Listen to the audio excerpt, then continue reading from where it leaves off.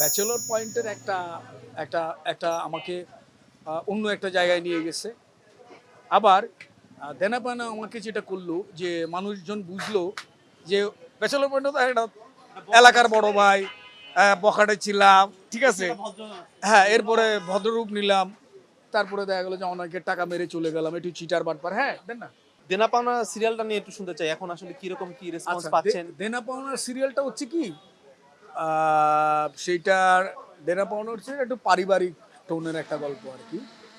এই গল্পটা হচ্ছে যে আমাদের আমাদের আমাদের এই বাংলাদেশের মানুষের মানে পারিবারিক যে জায়গাটা আর কি, খুব সাধারণ একটা গল্প, কিন্তু তবুও যেন একটা এক ধরনের অসাধারণ কিছু আর কি। মানে মানুষ এটাকে রিলেট করতে পারে আর কি, এটার সাথে কানেকশন খুঁজে পায় আর কি। হ্যাঁ, যেমন ধরেন যে দেনা পাওনার কিছু কিছু জায়গায় আমি ফিল করলাম, আমারও তো বড় ভাই ছিল, সো আমি ফিল করলাম যে আমার বড় ভাইয়ের ক্রাইসিসগুলো কী ছিল।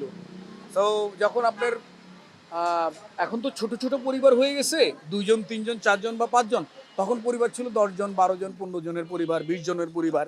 এই যে বড় পরিবারগুলো একই সাথে সবাই থাকতে গেলে সবাইকে নিয়ে আপনাকে থাকতে হবে।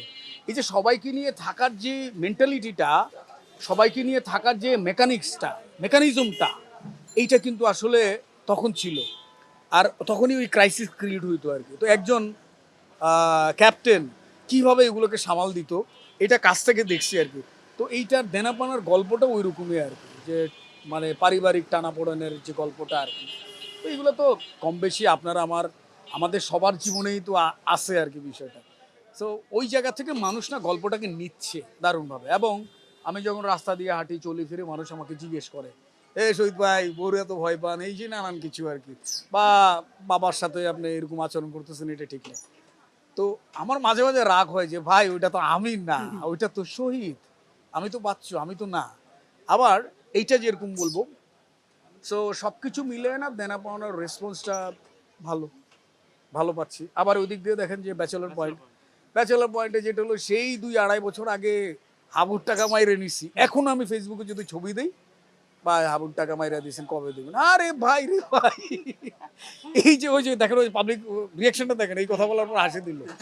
তো এই যে জিনিসটা, এইটা আমাকে একসময় প্রচুর পেইন দিত। এবার আমি অমির বলো, আমি ভাই অত্যাচারে আছি, আমি পারতেছি না, তুমি এবার হাবু মিয়ার টাকাটা পরিশোধ করে দাও। তারপর সে সিন বানাইছে, আপনারা দেখছেন, এই এই যে 8 পর্ব যেগুলো, এটার ভিতর আমি তার টাকাটা পরিশোধ করে দিচ্ছি আর কি।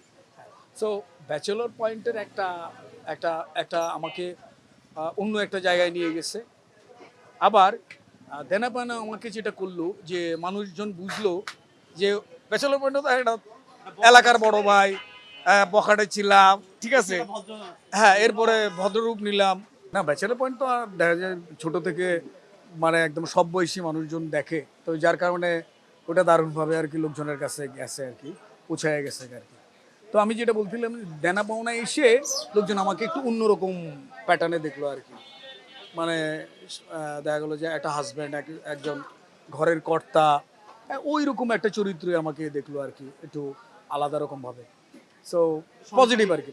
বাচ্চু ভাই, এর মাঝে একটা খবর পেলাম আমি। কি? সেটা হচ্ছে আপনি নাকি শুটিং সেটে প্রচুর এনজি দেন। আচ্ছা, এনজি কেন দেবো না? প্রথম কথা বলেছি, এনজি কেন দেবো না, কারণ আমি তো বাচ্চু, বুসারি সৈয়দ বাচ্চু।